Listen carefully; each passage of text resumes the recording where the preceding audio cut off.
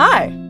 My name is Nymfelie, but everyone calls me Nym. Before we get started, I just want to knock a couple things out of the way. Some FAQs, if you will. 5'10"? Yes. Wouldn't you like to know, weather boy? And that's what I'm fucking saying.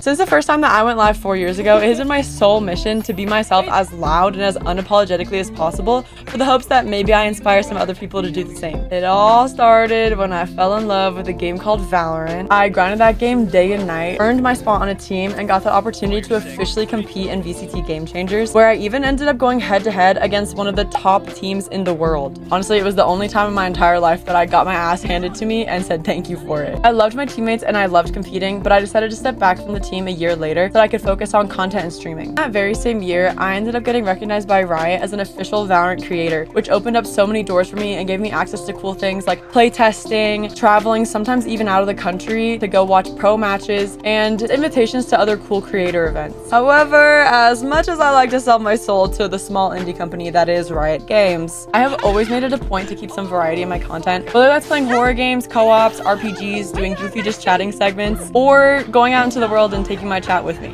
Because no matter how strong my addiction to competitive games is, the sheer will of my unmedicated ADHD will always be stronger. Which means you'll never catch me doing anything for longer than my hyperfixation will last. I'm at the point now in my career where I'm continuing to grow and make myself known in the Valorant space, but I know that my path is nowhere close to being done, and that my true colors are really meant to show on a much larger scale. And that's not just because my mom says it will.